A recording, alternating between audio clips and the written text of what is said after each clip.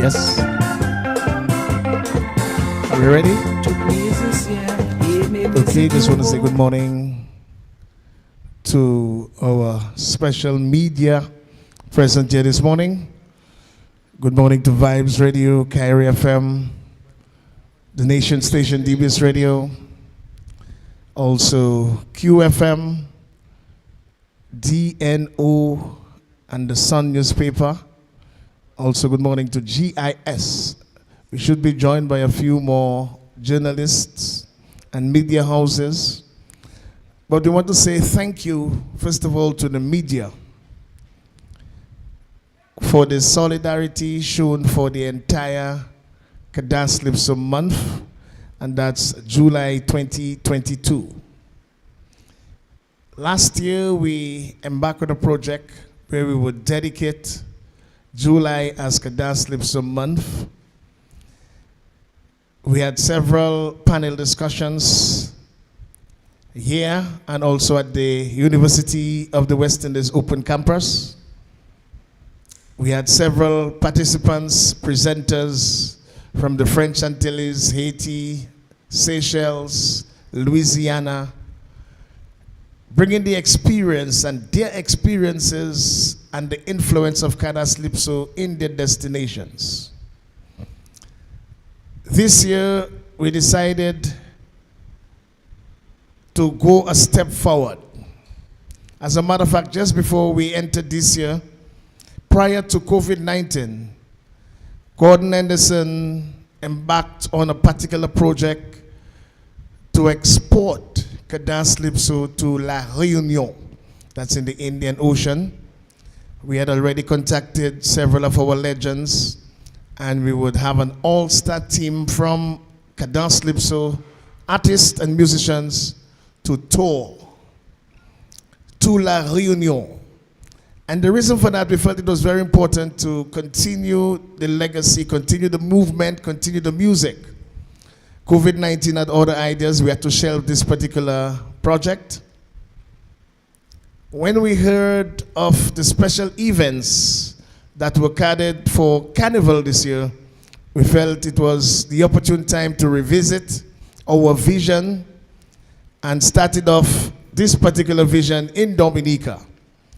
We heard that the government of Dominica was allowing several events to be taking place at the Windsor Park Sports Stadium forecourt, and in return provide sound system, lights, stage, and venue preparations. We felt it was the important time to approach the government on a similar proposition for our Kadas Lipso Tribute Festival. So as early as January 2022, we approached the government and requested of them the services of sound system, lights, stage, and to partner with the world, as a matter of fact, the Kadas Lipso Tribute Festival. Now, last year, at the conclusion of the first Kadas Lipso month, the Prime Minister of the Commonwealth of Dominica endorsed the project. And he actually said he would be willing to participate in future editions of the project. So we approached him and gave him a documentation of what we were trying to do, and he set up an interministerial committee with Honorable Dennis Charles as the head, also Honorable Shakira Lockhart, also Honorable Riviere, and Honorable Mrs. Paul, the Minister of Culture. So this interministerial committee, along with Creole HeartBeat, sat down and we discussed the Kadas Lipso project at length. We had several meetings during those times via Zoom and then later personnel. It was very important to note that the government endorsed and continue to endorse this project. We decided for the Emancipation Weekend mainly because we felt it was an important weekend for us as a people based on our history And secondly, one of our objectives was to try to bring as much as possible visitors to the island, because it was important during the time of the summer.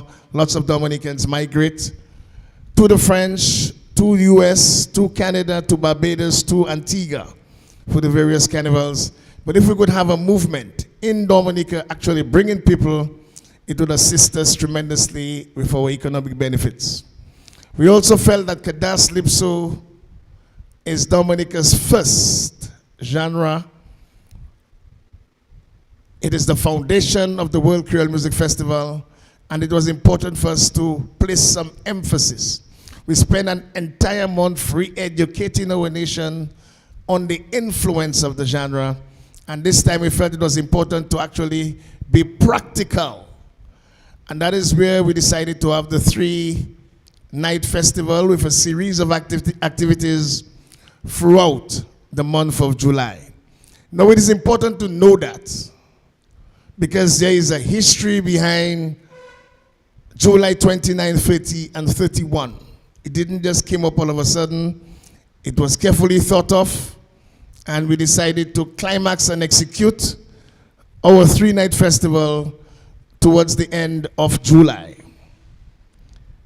We would like to thank the government of the Commonwealth of Dominica, Discover Dominica Authority, Goen Global Entertainment, and also want to thank the Dominica Lotteries Commission. In a big way, they were our major partners in providing us with a major chunk of our income to get this festival on the way. And several other partners, both financially and their services, we want to thank them in a positive way. We saw during those 3 nights, I can testify, I am the agent of a ship that do business to Guadeloupe and Martinique, field ferry services from Guadeloupe and Martinique from the Thursday, Friday, and the Saturday, which means there was some level of tourism returns on this. You could not get a flight out of the US Virgin Islands for the entire week leading up to the festival. 2 weeks before the festival, you could not get a flight out of Florida via AA. True testimony of the magnitude of this festival. We saw several areas, several sectors in our economy benefiting from the government getting returns on investment by the level of tax, head tax, when every passenger eventually returns to their destination. We saw the level of business that took place over the weekend. We saw the amount of people, we saw the swollen impact of the amount of people at the various supermarkets, the various restaurants, the various business houses in the city. I understood people couldn't get parking, people couldn't move. Every single area was impacted by this festival. We saw an increase. As a matter of fact, you could not get a rental. Nowhere in Dominica any rental was available. We saw some of the properties in Dominica also getting some business over the weekend. Non-conventional business, because that is not the normal time that we get an influx of visitors to our destination. Most people go out. So there were lots of positives. For the first time, we saw over 300 years of Dominica's music within one space. We saw the young artists, we saw the thriving artists, we saw the budding artists. We saw children dancing to Kadas Lipso music, possibly for the first time, live on stage. We saw the Cicero singers incorporating Kadas Lipso into a folk style, possibly for the first time. We saw the younger Kadas Lipso artists depicting their talent, showcasing their talent among the legends. King Dice singing to the entire repertoire of Fitzroy Williams. We saw Lobster, White Fairy singing to Midnight Groovers, an indication that lots is going on behind the scenes to continue the legacy of our living ancestors. It is important to note that we will be eventually given a complete financial report of the entire proceedings. So far, we still have quite a bit of data to collect and to actually engage a chartered accountant to give these results, but the plan is to eventually make sure and present to the general public the entire final statement, financial statement of these proceedings for transparency. This is extremely, extremely important to us, and we want to do this as soon as possible. We want to say it appears to be encouraging, but we still have to accumulate the various data, and the final report will be made public. I will now go over to Mr. Henderson, who is not only the senior consultant at Creole HeartBeat, but also one responsible for overseas partnership, relations, getting the artists, the overseas media, collating the information from out of Dominica. Mr. Gordon Henderson, a round of applause. Thank you. This morning I will address you in two capacities, and it's important that we make the distinction. First, as my president just said, I am a consultant within the Creole HeartBeat organization. So that is me, Gordon Henderson. And my company, which is called Gohen, many people say Cohen, which is Jewish. No, it is Go, G-O from Gordon, and H-E-N, and this is very customary for a music publishing company. Mijak was Michael Jackson's publishing, Gohen. So Gohen, the company, operates and works in partnership with Creole HeartBeat, and what we do is we work mainly on the promotion of whatever Creole HeartBeat is doing in Dominica. We try our best to attract people from abroad, but mainly from our French neighbors, Martinique and Guadeloupe. I have some notes here.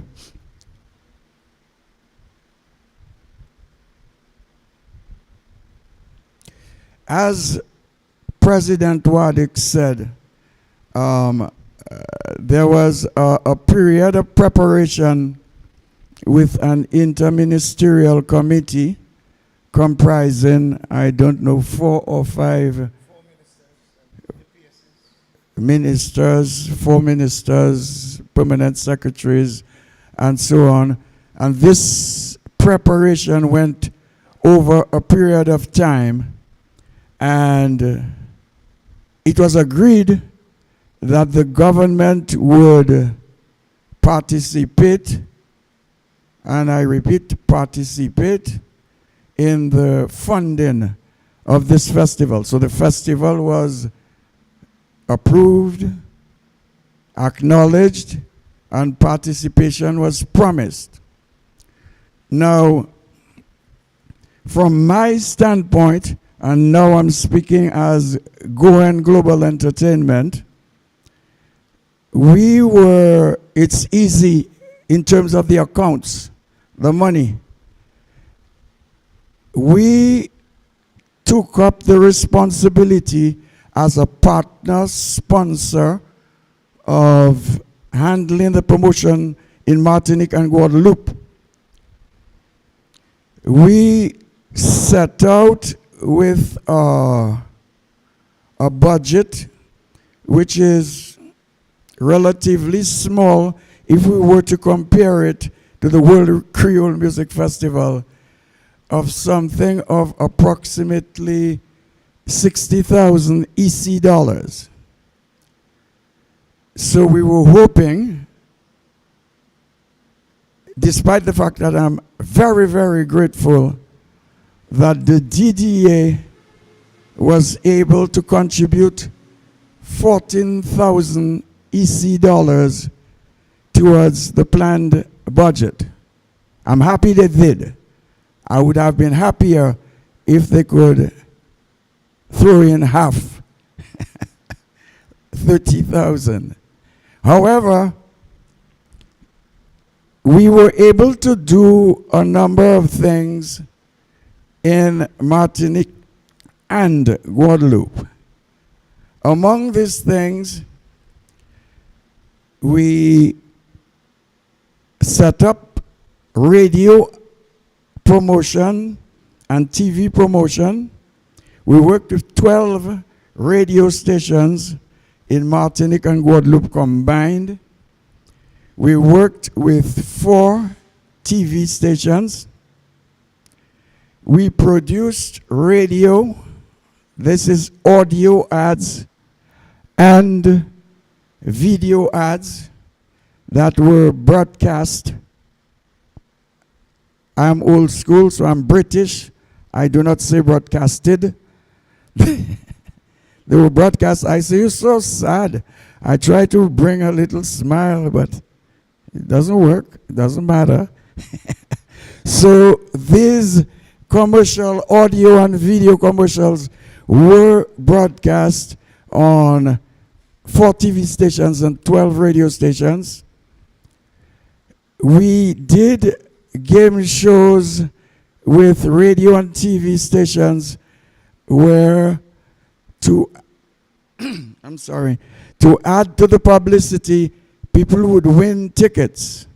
When the general financial statement will be made, an enormous number of tickets were given out in Martinique and Guadeloupe to promote the festival.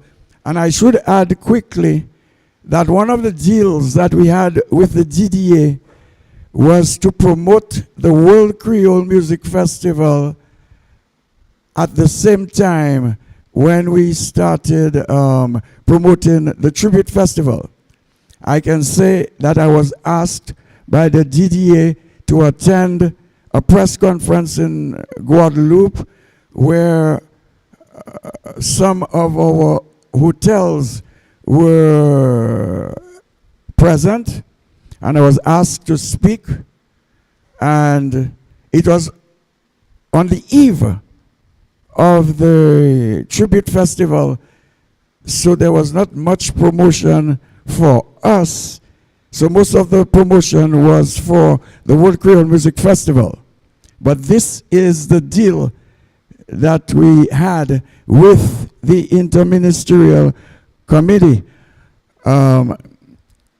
We were able to invite 5 media houses from Guadeloupe and 1 from Martinique that didn't make it, but we provided them with information, with videos and audios, and they published in the print press and on social media. In fact, it is Martinique La Première. It is the state-owned radio and television in Martinique. Among the media houses that came to Dominica and did live broadcast from here, from the festival, and went around the island, there was Guadeloupe La Première, which is also the state-owned, and when I say state, it's the French-owned.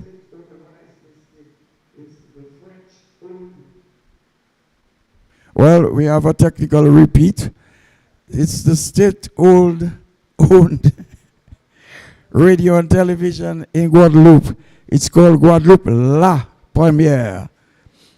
I should add what we did in Guadeloupe, which is fundamental, not only for our festival, because in fact it coincided with the Tribute Festival, is Guadeloupe La Première.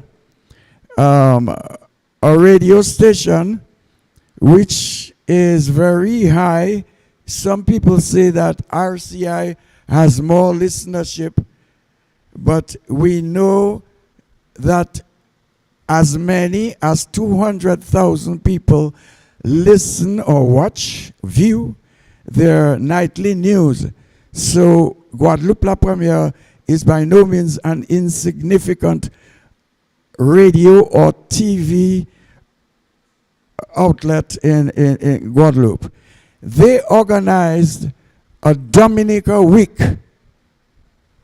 which started, I think, on the 28th and extended for 7 days, in which artists from Dominica, like the Lady of Song, Ophelia, Wadix, and a few others, sent voice messages, and during that week, they featured the music, the Dominica culture in terms of our Creole, our cuisine, and everything in this Dominica week, which I am told was very, very successful in terms of listenership.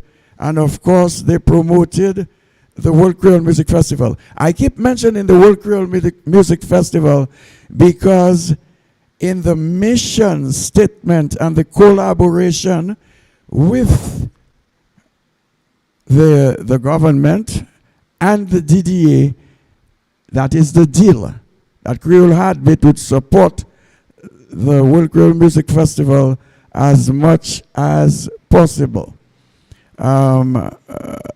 What did we do again? Yeah, we provided the symbolic gold records to the artists that were the headline artists at the Tribute Festival. Well, of course, we took our own expenses. And when I say our own, yeah, we pay staff over there. Because while I did a number of radio and television interviews in Martinique and Guadeloupe, I did in Guadeloupe in person. I did in Martinique via Zoom and that sort of thing. I did interviews on RCI. I must mention that RCI, we didn't have complete partnership with RCI because they have 3 radio stations, I think, in their group, and DDA is the institution that negotiated with them, and the negotiation came up with a bill that largely exceeded the $14,000 of DDA. So they decided to work otherwise and promote. So the French like to think of advertisement as one thing and promotion as another. So we opted for promotion, meaning we did various radio interviews on RCI and all other radio partners. And I should add, in our expense, I live in Paris, France, so Creole, well, not Creole HeartBeat, but Gohan purchased my ticket, paid my hotel to overnight in Guadeloupe and back, and my accommodation here in Dominica. So this explains the approximate $60,000. There's a lot more to be said, so there's a Q&A if there's anything that you would want to know. But I think my speech shouldn't exceed that of the president. So here's the microphone back again. Okay, thank you very much, Mr. Gordon Henderson. And just before we open the floor for any questions, it's important to note that we are already thinking ahead. We will allow several forums like this where the patrons, where people can, actually give us their feedbacks. It's important that we collate whatever information that we can. We tried our best. It was a difficult project, extremely difficult project, very expensive project also. And we're really hoping that the public will have an opportunity to actually give us their own feedbacks from their experiences over the 3 nights.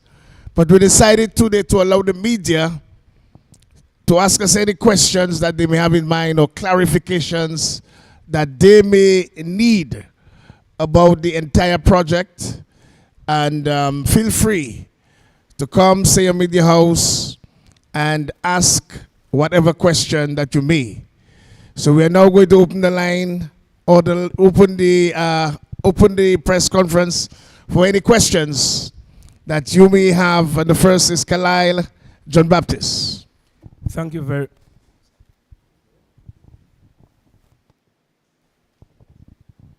Right. Why? Yeah, thank you very much. First of all, I must say congratulations on that project, because I know it's not an easy project. I myself haven't been involved over the past years with the NCCU Kadas Lipso project, and it's, trust me, financially, you're looking for money, you're not getting it, and you work day in, day out, night in, and that sort of thing. I was happy to hear, though, that you did say that you expect to give a financial update, a financial audit on the project, etc. Do you have a time frame as to when you expect that to be done? Possibly within the next 3 months, and might we say 3 months. We want to comfortable do whatever we need to do so we can come, whenever we come, to be as transparent as possible. So we're giving ourselves, at least by the Creole Festival, to actually release whatever the audit would have presented to us. Next question. You were fighting with other entities, and I put that in inverted commas, meaning that you had the Maho Fest, etc. Of course, Kadas Festival. Yeah, the Kadas Festival attracts a different crowd. How difficult was it for you? I saw a few nights, I was there, especially night number 2, that I felt was extremely good. But how difficult was it for you, given what was out there in trying to get the patrons to come out after the amount of money you would have spent out there in marketing this project? We think that if we didn't have competition, it would be a great thing. However, we accept the fact that with our 70,000 population, we can have other events on the same night or nights, but we would have preferred. And why would we have preferred is because we planned it, 1. 2, we had the endorsement of the government. And some of the competition that we had seemed to be quasi-governmental in one way or the other. So I hope that in the future there can be some kind of collaboration and cooperation. And I say that because I went to La Plaine over the week. You know that there's a La Plaine reunion. And what I noticed is I went to a club one night and I noticed that that club was filled to capacity and every other club or bar was closed. So I said, but how did that happen? And they said that what they did, they have designated and assigned a club for every particular night. And if that can be done on a village level, it probably can be done on a national level, particularly when you have a national event where government And when I say government, I mean the Ministry of Tourism requested Creole HeartBeat to try to attract people from abroad. So I think that kind of collaboration can be done. And just to add, I mean, we are where we live in an open economy. But there are times you have to learn to collaborate. And it's important that we allow ourselves to be more cohesive. And by that, let us spread. Let us collaborate, according to Gordon. There were other events besides Kadas and Mahu. There was a foreign artist at Old Mill on the Saturday night. There were other fetes. We know of the free events at the promenade. But all you heard about was the Kadas, which is sort of unfortunate when we, like Gordon said, had a mandate. Part of our objectives was to try to bring people, which we did, by the way, to the destination. But with all that said, I think looking forward, we want to suggest a collaborative effort. Let us work together and position ourselves as one entity, pushing Dominica. Collaborate the dates, collaborate the times, and possibly take a leaf from the La Plaine experience. We're not telling anybody not to have the event or whatever, but let's collaborate. Let's sit down and discuss it and see how we can come to some level of understanding where everybody can coexist.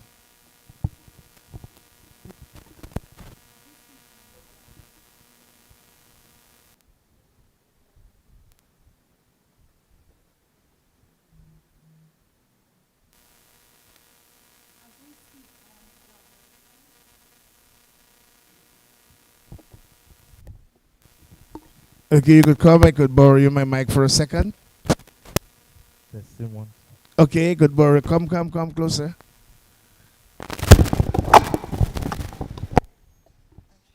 As we speak on well, probably it's me.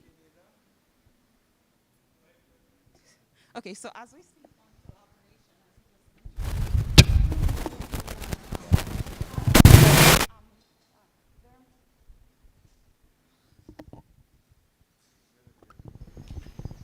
Of course. Okay, so Mr. Charles, as we speak on collaboration, you spoke on it. There are many who would say that why doesn't the Creole HeartBeat collaborate with the National Cooperative Credit Union, NCCU, who kind of have a similar event in November? So how would you respond to such claims? And I would also like to find out from you, as we move forward, seeing that it's in the end of July, and we know that activities such as Fete Bajo, for example, it's been an annual event. Are you all considering a change of date in the event, or is that kind of your pinpoint date, the end of July, to have this event commemorated every year? Firstly, we are collaborating with the NCCU. As a matter of fact, NCCU is one of our major partners in this project. And we would, in the future, if we are asked to collaborate with NCCU, not forgetting that we had an entire month dedicated. The festival was just the climax. But we had several other activities leading up to. And one must also remember, we also had a Kadas Lips a month in 2021. And that's why I suggested the partners who possibly have the events around the month end of July, let us sit. Let us sit as early as possible and let us collaborate so that everybody can enjoy themselves and everybody can coexist. Absolutely. I would also like to find out from you, I know this is the first event of such magnitude that the Creole HeartBeat is hosting. I would just like to find out from you right now, what are some of the major challenges that you all experience in hosting? I know financial issue was a challenge, as Mr. Henderson highlighted, but outside of that, what are some of the other challenges that you all experience, and kind of some of the plans that are put in place to combat these challenges as we move forward?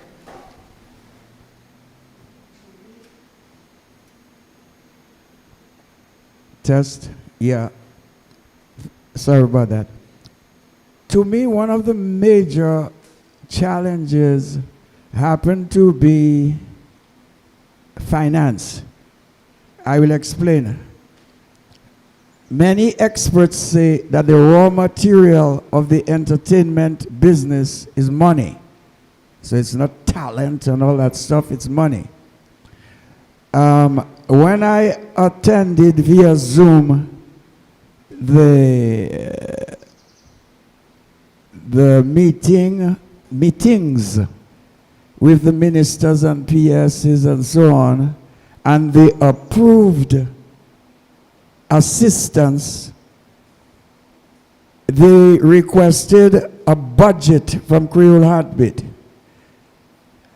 They got the budget, which was a kind of estimate budget, but the machinery, the bureaucracy is a very lengthy process.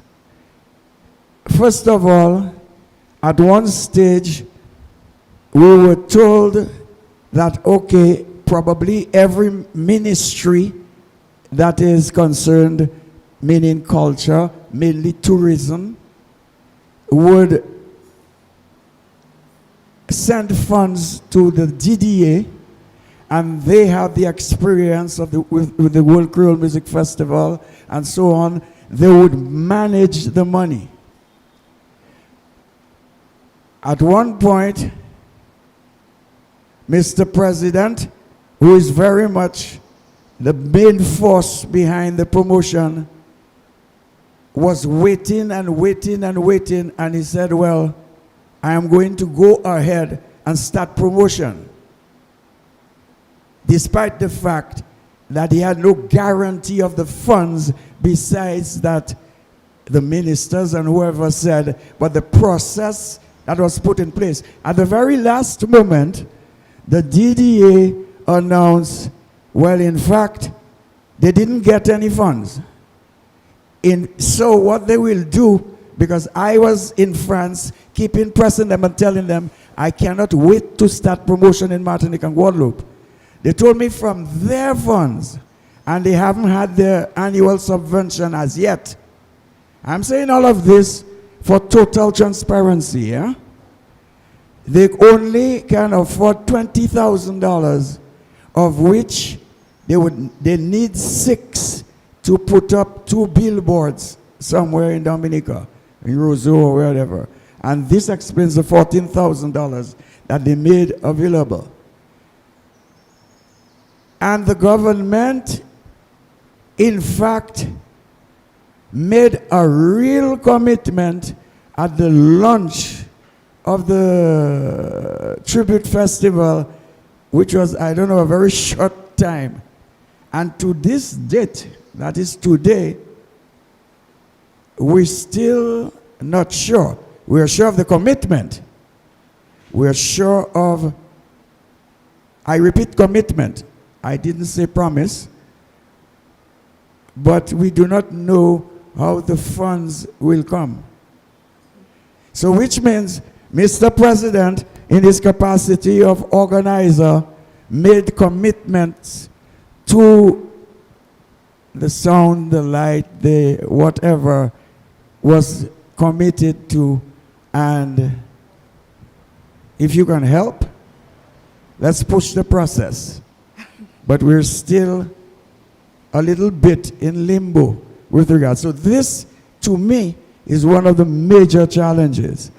The smooth sailing of the bureaucratic process. Okay. I would also love to, sorry. I also want to add another major challenge is the commitment of major or mainstream radio stations towards understanding how important the movement is and to enlighten the announcers, the program directors. And we're not saying to play only Kadas during the month of Kadas Lipso, but we are saying at least for once sacrifice the other imported, external or foreign genres just for a little while and rotate because we have new generation cadres. We have the cadres from the 70s, and we're not saying to limit it. And we're asking, you know, the musicians, those that create music. We are not telling you that cadres must sound like the 70s. We are telling you to use the influences. Use what's available. I heard Signal Band playing Rosita in their style on Sunday night. Use the influences of even the bouillon, which the bouillon was influenced by cadence. To use your creative energies towards making this. We're not telling you to stick to what's there. To use those, the foundation, like you see the Haitians do. Like you see down in the even in Trinidad, soca, the foundation is always there. But then the music evolves based on what influences the people at the time. But then the total departure, it is our responsibility when anything happens to the genre. Because the total departure means neglect. The total departure means there is no, that particular genre could be endangered. Who are we endangering? Who does the genre belong to? Who does it affect when we neglect the genre? I think some level of patriotism by the general media to understand. I hardly saw, you are involved in the print media. I hardly saw, or no one came to us to do special stories on the legends. There was Fitzroy Williams being ordered. There was Midnight Groovers being ordered. There was Fred Nicholas. There was Bird. How many of you, and then let's examine ourselves, and the radio, did documentaries so that what the young people may never know about, they will find out in your documentaries. 2 minutes it will take on the news to interview. How many of you, I'm asking, Kalai, you know, I know you did your part. But this is a challenge for us. We appeal, but we can't force you. We ask you, but we humbly ask you to examine where we are in our music space, where our music is going. Because to understand where we need to go, we need to know where we come from. Thank you. I'll point out that we did a couple interviews, but however, I would love to find out right now, how do we decentralize the Kara Calypso music? Right now, from last year when you all had the Karas a month, since that period, it kind of lulled where we did not hear that much about Kara Calypso moving forward. So right now, we just came from July. We know maybe there's a possibility that in come Independence time, we'll hear a little bit about Karas, but to be honest, that is the most that we'll hear from it. So how do you, Creole HeartBeat, decentralize it as Creole proponents to ensure that it's kept alive throughout the year and not just in July or October? Well, we have several ongoing projects. And I'll allow Mr. Anderson to talk about what we are going to do for the legends. Because that is important, because some of them don't own, as we speak, don't own the rights to their music. As a matter of fact, the majority of those who played Kara Calypso in the 70s don't own the rights to their own music. So Mr. Gordon Anderson will explain in a while what are some of the areas we'll be looking and how are we going to actually assist those musicians. One, we have the Kara Calypso Square. We hope for some reason can stay alive and well, especially during this weather. And the intention is to have field trips with the younger children during the course of the year. One of the major things we want to try to attempt to do is to have a cadence calypso singing competition, but this time among the schools. We will allow them to get help or assistance from the songwriters, from even the legends, but give them an opportunity to, because we feel the school platform is essential for the continuity of the genre itself. So that's one of the major areas. We plan to actually have that particular competition. We do plan to do field trips. And if God spare, we hopefully plan to plan earlier, much earlier than we did, and the educational aspect of it. Because it appears that despite what you say last year, we always seem to have to do it again in Dominica. You talk about COVID 2 years ago, yes, let's start to come back and talk about COVID again. Apparently, we seem to hear what we want to hear and forget what we want to forget. And that is who we are, and we have to accept that. It's important that Creole HeartBeat and Go and Global Entertainment is not trying to force Calypso down anybody system, but we're trying to allow it to be alive enough so you can appreciate it and understand what it did for us and what it can do if we continue to preserve it and we modify it. We put the young generation into it and they can evolve it into a collaboration, according to my partner, a cross-fertilization of a new Kada something. Gordon. Okay, to add to this, there is something that is overlooked or probably misunderstood by many when we speak about cadence calypso. Because there's cadence calypso, the genre, the art. But there is also cadence calypso, the industry, that practically doesn't exist anymore in any massive way. What is important to know is that Dominica, Martinique, and Guadeloupe had a flourishing music industry that does not exist for about 10 years from the 70s leading into the 80s. During that period, hundreds of thousands of records were sold. There were record shops all over Martinique and Guadeloupe. There were recording studios that were built during that cadence calypso era. There were maybe 2 or 3 before that. There were promoters, distributors, fewer publishers.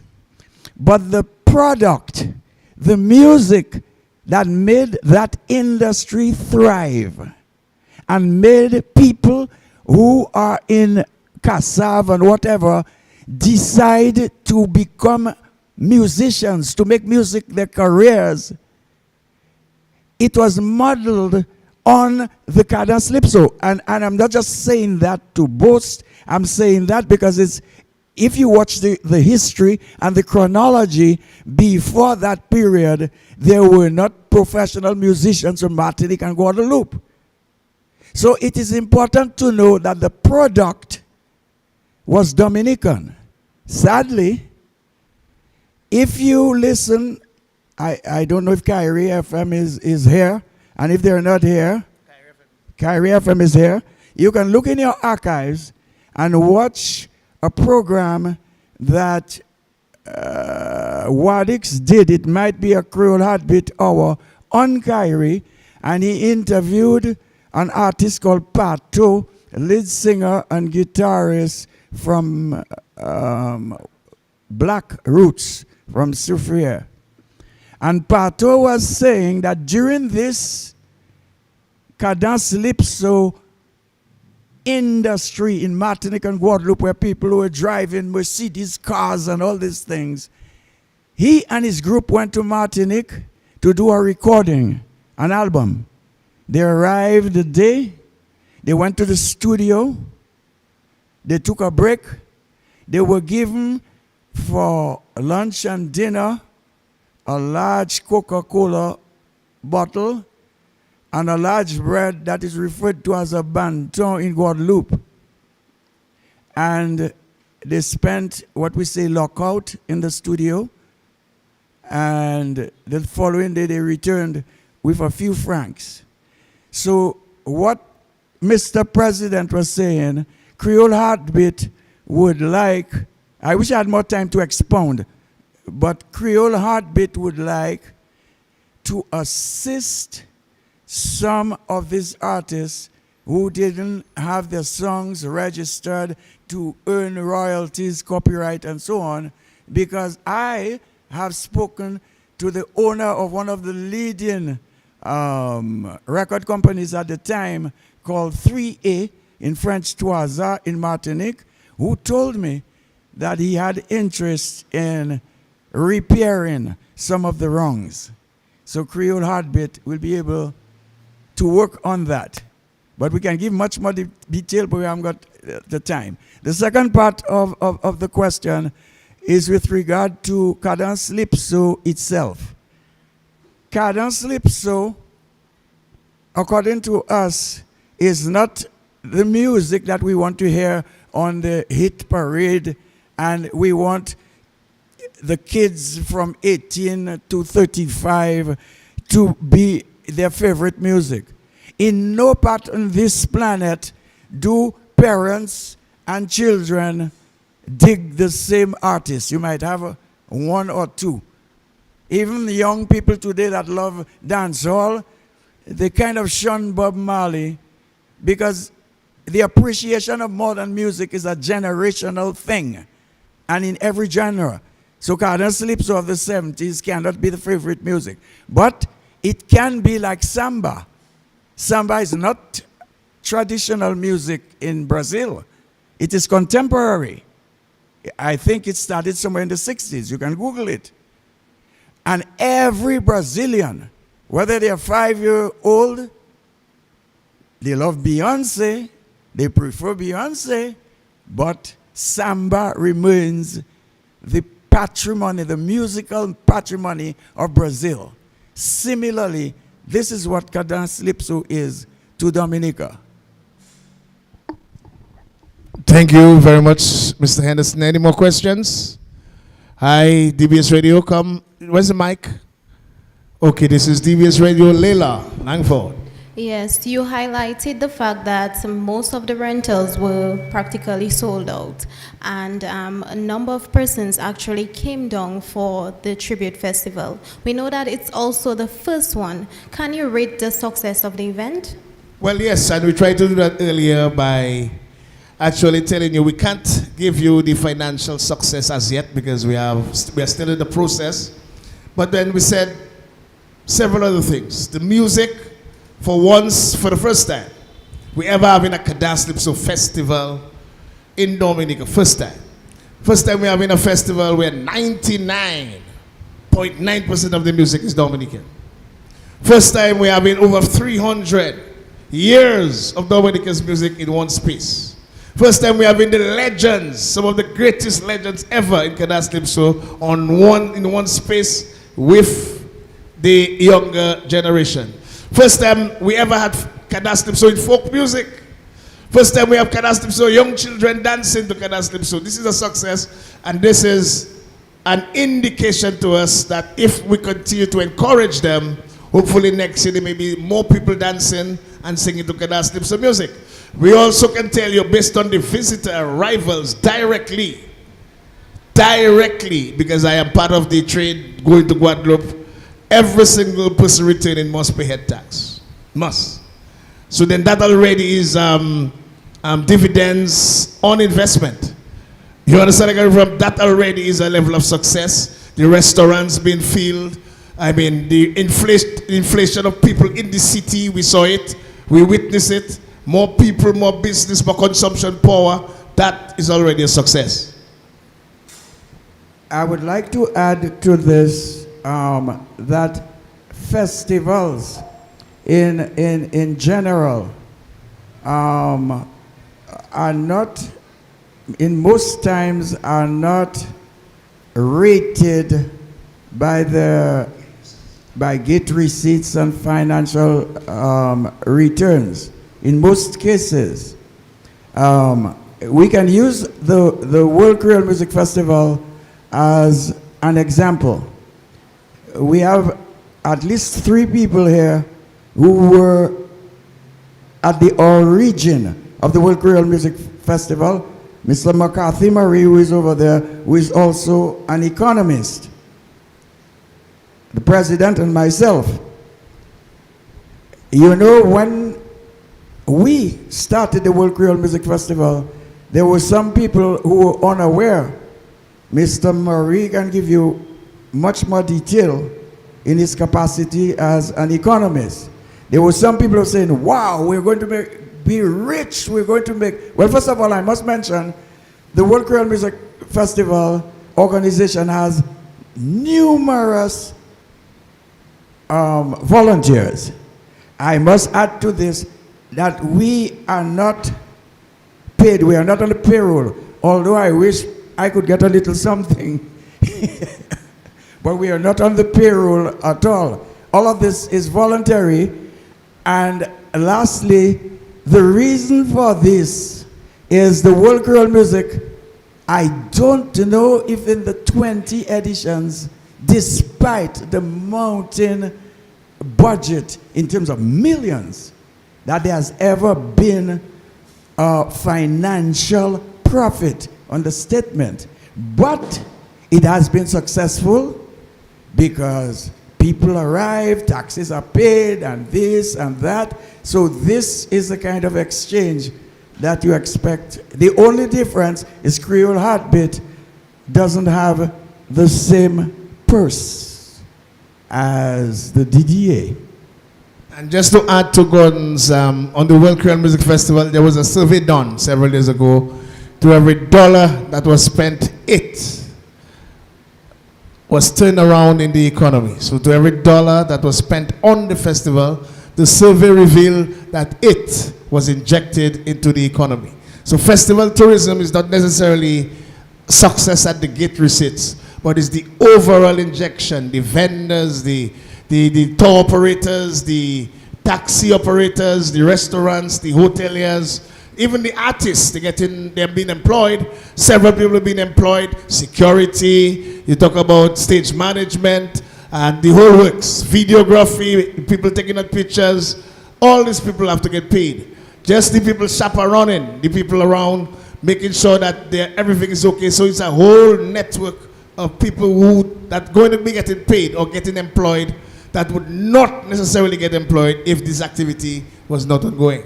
That is how you measure the success of festival tourism. Any other questions? Kyrie, no questions?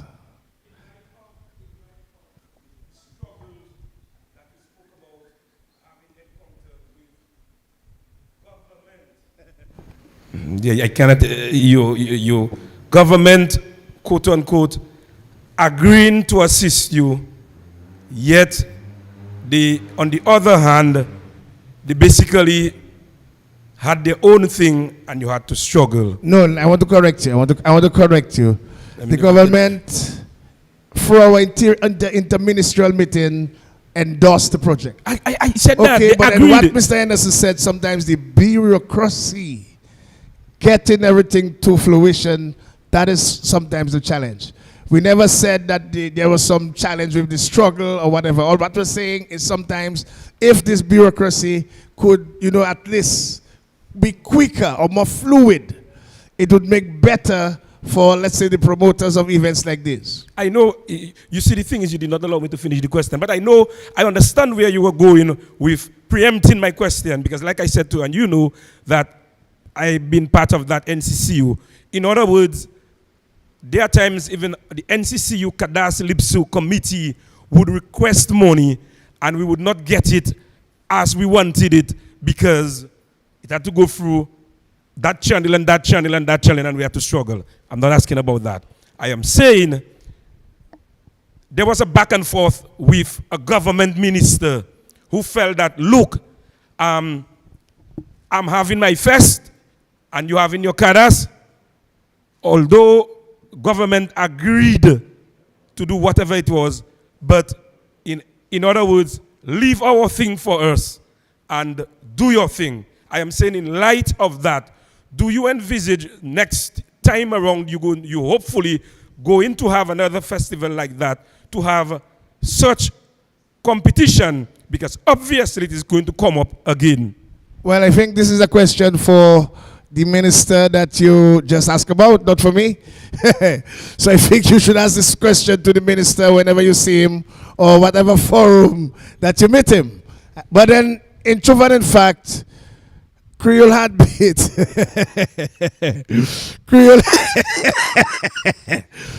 we are not in any fracas with any organization, and it's important. As a matter of fact, I just want to place on record. My father was a man they called Fufu. Now, those who may be old like me would know that he was a truck driver first and a bus driver who resided in Maho. As we speak, I have a sister, she's a Calypsonian, Big C, is from Maho. Creole HeartBeat has never on any occasion said they have anything against the community of Maho. We have always said it's an open market. If people want to go to Maho, they go to Maho. If people want to come to the Kadas, they come to the Kadas. So that rivalry about Creole HeartBeat saying about this, no. We will never. And if you can obtain any recording where any member, and I can give you the members of Creole HeartBeat, myself, Gordon, Jerry Williams, Calvin Esprit, Dr. Damian Dubs, Ibrahim, as the major fellas, the major people in the committee, ever said anything against Maho, bring it to us. We'll make a public statement and I will come to you and I will make sure you'll do a live with me. We are custom with Isidore in Grand Bay and Isidore in Saint-Sauveur. What we are saying sometimes, let us sit down and, reason, have a discuss on, how we can work together. Still have the office, still have the Kadas, but then everybody can benefit because both of them have different niche markets. And if we can work around it where both can maximize on having their events, let us do it. We haven't said anything about not to have my office or do whatever with my office. We're saying let us come together and let us get a formula where the both events can work out and be maximized. Well, I have absolutely nothing against Maho. They call me a Maho man sometimes. So that notion about Maho, I think possibly it could have been misguided. But we are open to have discussions on it and how we can move forward and see how we can make everybody and the both communities and even the both public, the people that enjoy Kadas, the people that enjoy going to Maho, enjoy themselves and still have fun. And both can be, some level of success. Because we haven't had a whole year to go. And then it is important that at some point in time we forget everything else and put Dominica first. And that's where I want to live. There are times we have to forget everything else and put our nature island first. And if I think we develop that habit, we develop that notion that whatever we do, we put our nature island first, I think we will come to some solution where both or all the parties that want to have events can not only during that time, because this is just one actually event that clashed with another event. What about the other event that had the foreign artists? We never heard anything about that. We never had any question about it. People are free to have their events. People are free to make their money at the promenade. We never questioned anybody. We never tell anybody anything. Up to now, Creole HeartBeat has remained silent and allow the level of democracy to continue peacefully. Dominica first. Any other questions, Nela? What about QFM? Okay, what about Multi? GIS, any questions? I will leave the final words to Mr. Gordon Henderson to round off this press conference. I'm not sure that the president is aware, but there are some people like Mr. Raymond Lawrence. They spend their lives honoring and giving awards and tokens of appreciation. And it stays like a vocation and they often don't get anything. Wadix is one, well, he's a Raymond Lawrence in his own right. He has even organized an award ceremony with Creole HeartBeat. So I'd like to call one of the members of the Creole HeartBeat team to come forward to show some love, some appreciation to our president. Serious?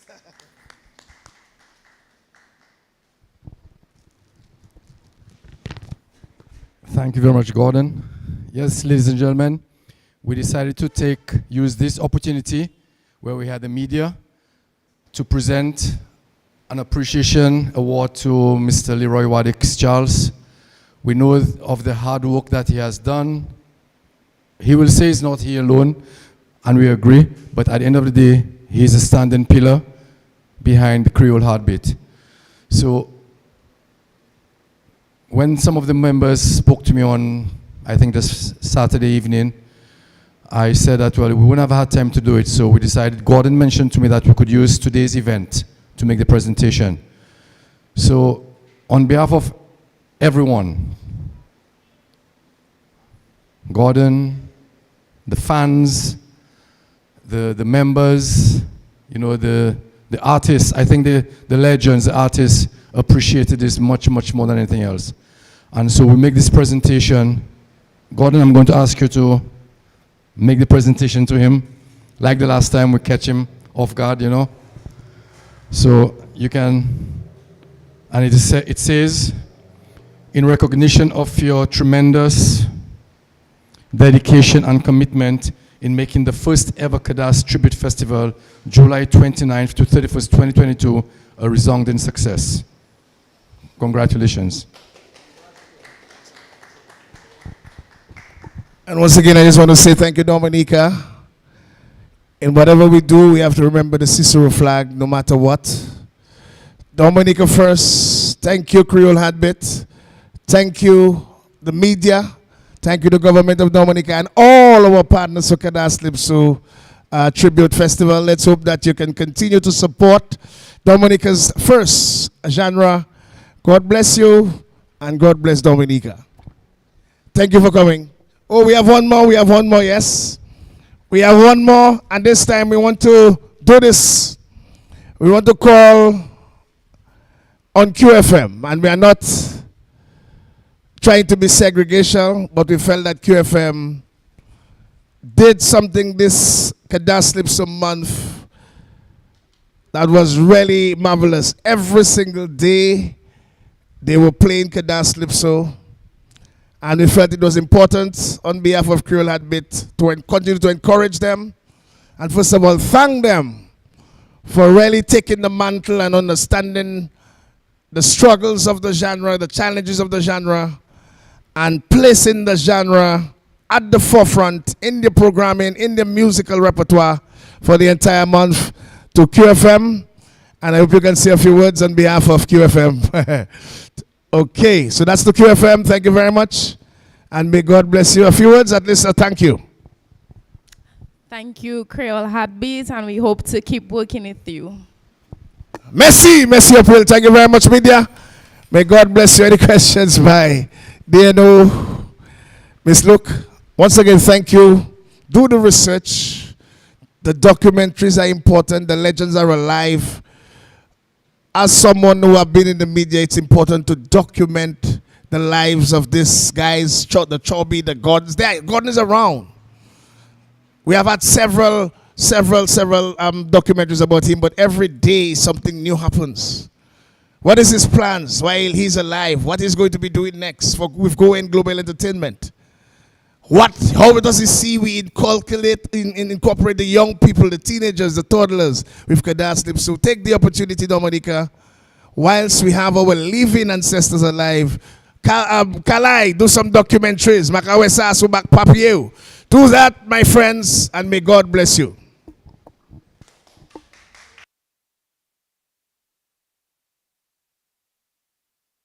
Mais faut yo pas oublier musique en toute façon les ou aller au bal danser. C'est musique en opération sans fatiguer. Messieurs,